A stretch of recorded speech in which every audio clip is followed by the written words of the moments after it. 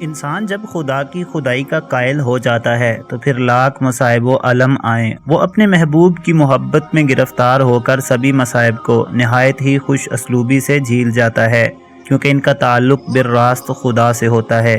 دنیا کی مصیبتیں ان کا کچھ نہیں بگاڑ پاتی، ان کے پاؤں توحید پر جمے رہتے ہیں۔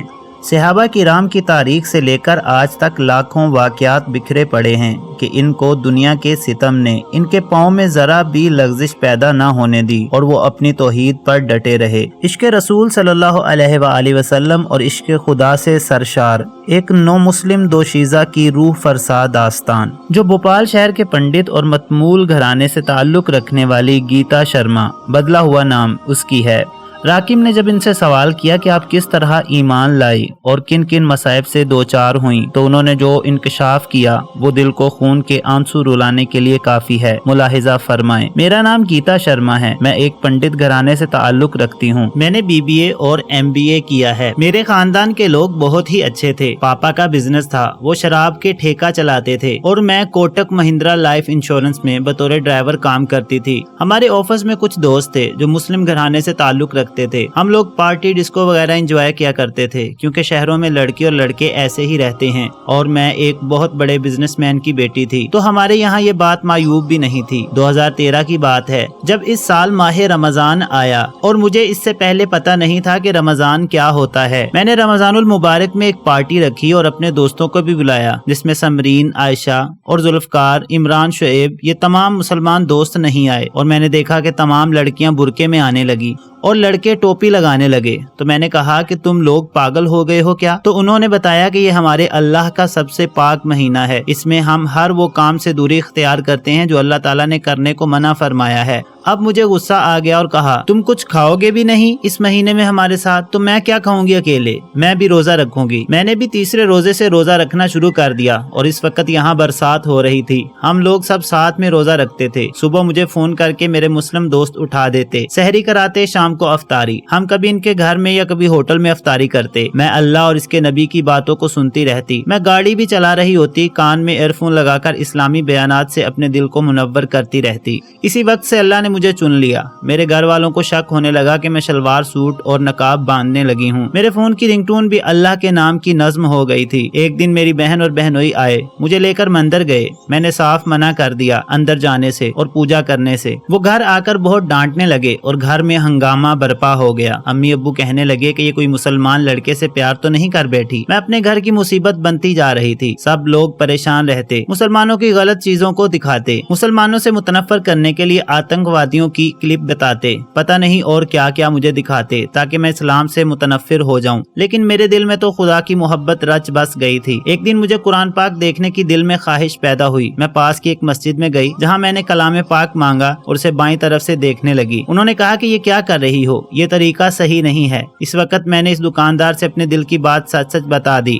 اس وقت انہوں نے مجھے ایک آپا جی کا نمبر دیا جو قرآن پڑھاتی تھی، پھر میں ان کے وہاں گئی اور اس وقت میں اپنی کار سے گئی تھی۔ ابو اور بھائی میرے پیچھے پیچھے تھے، لیکن مجھے پتا نہیں تھا۔ میں کار سے اترنے لگی تو میں نے کار کی کانچ میں دیکھا کہ پیچھے ابو ہیں، تو میں نے باجی کو دور سے اشارہ کر کے روک دیا۔ پاپا مجھے وہیں مارنا شروع کر دیے اور مجھے لے کر گھر آ گئے۔ اسی دن میں نے یہ طے کر لیا کہ جب میں نے غلط کیا تو کسی نے نہیں روکا، اور آج میں کچھ اچھا کرنے جا رہی ہوں تو سب روک کیوں رہے ہیں۔ میں نے خدا سے اپنی محبت کا اعلان کر ہی دیا۔ رمضان کے آخری روزے کے دن میں نے اسلام قبول کر لیا۔ ابو نے میرا موبائل فون چھین لیا اور مجھے بہت کچھ کہا۔ میں نے بھی کہہ دیا کہ میں اس اللہ سے اور اس کے نبی سے محبت کرتی ہوں، آپ کو جو بھی کرنا ہے کر لو، میں دین حنیف سے پھر نہیں سکتی۔ پھر میں نے اللہ سے دعا کی اور روتے روتے میں چھت پر چلی گئی۔ وہاں میں دیکھتی ہوں کہ آسمان میں کعبہ شریف میرے سامنے ہے۔ ایسا منظر تھا کہ میں لفظوں میں بیان نہیں کر سکتی، وہ کیا منظر تھا، اور ایسے کئی دیگر چمتکار ہونے لگے۔ مثلا میں جو نیت کروں اللہ اسے پوری کر دیتے، تو میں نے آخری بار اللہ سے دعا کی کہ اگر میں تجھے پا نہیں سکتی تو تیرے پاس ہی آ جانا چاہتی ہوں۔ میں نے رات 4 بجے کے قریب بسم اللہ الرحمن الرحیم پڑھ کر ہارپک تیزاب پی لیا، اور پھر کیا ہوا، ایمبولینس آئی اور مجھے پاس کے ہاسپٹل میں ایڈمٹ کیا۔ ابو نے ڈاکٹر کی باہر سے ٹیم بلوا لی کہ مجھے کسی بھی طرح کسی بھی حال میں بچا لیا جائے۔ ڈاکٹر بھی تھوڑا گھبرا رہے تھے میرا کیس لینے سے۔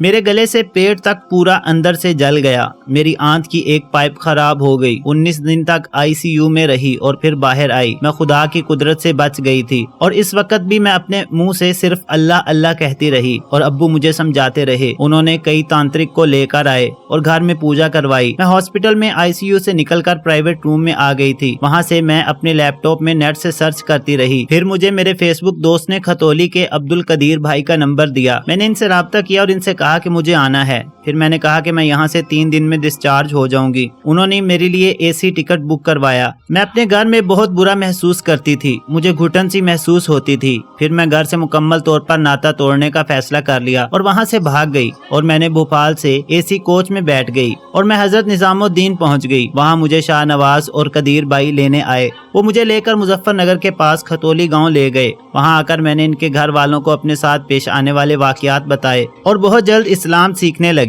میں نے قرآن پاک انگلش میں اور ہندی میں پڑھ لیا. کافی عورتیں مجھے دین سکھاتی تھیں. میں دن بھر وہاں رہ کر کتابیں پڑھتی. میں نے وہاں بہت ہی قلیل مدت میں بہت کچھ سیکھ گئی. پھر حضرت مولانا کلیم صاحب صدیقی کے بارے میں مجھے بتایا گیا. میں نے کہا کہ یہ کون ہیں؟ میں ان سے ملنا چاہتی ہوں. عبد القادر بھائی نے کہا کہ ان سے ملنا آسان کام نہیں ہے. میں نے کہا ٹھیک ہے، انشاءاللہ میں کہتی ہوں کہ میں ان کے پاس نہیں بلکہ وہ خود میرے پاس آئیں گے. سبھی نے میرا مذاق اڑایا پر اللہ میرے دل کا حال جانتا تھا. پھر عبد القادر بھائی نے مجھے ایک کمرہ دیا. میں وہاں 2 مہینے رہی اور میں نے حضرت بلال کا قصہ سن رکھا تھا کہ ان سے کوئی شادی نہیں کرتا ہے تو اللہ کے محبوب کہتے ہیں حضرت بلال جنتی ہیں. جب میرا رشتہ آیا تو میں نے نکاح کے لیے بنا دیکھے ہی ہاں کر دی اور کہا کہ قدیر بھائی آپ جو بھی کریں گے اچھا ہی کریں گے. پھر حضرت مولانا کلیم صاحب صدیقی عبد الرحمن کا رشتہ لے کر مجھ سے خود ملنے کھتولی آئے اور میرا نکاح جمعہ کے دن عصر کے وقت بتاریخ 13/12/2013 کو ہوا. حضرت نے ہی نکاح پڑھایا. پھر مجھے رخصت کیا گیا. مجھے ماں باپ سے دور ہونے پر اتنے آنسو کبھی نہیں آئے جتنا آنسو قدیر بھائی اور بھابھی سے دور ہونے پر آ رہے تھے. عبد الرحمن سے میرا نکاح ہوئے 3 ماہ بھی نہیں ہوئے تھے کہ ان کے دل میں پیسوں کی لالچ آئی. انہیں یہ علم ہو گیا تھا کہ میں ایک مالدار اور صاحب ثروت گھرانے سے تعلق رکھتی ہوں، لہٰذا وہ مجھے ہراساں کرنے لگے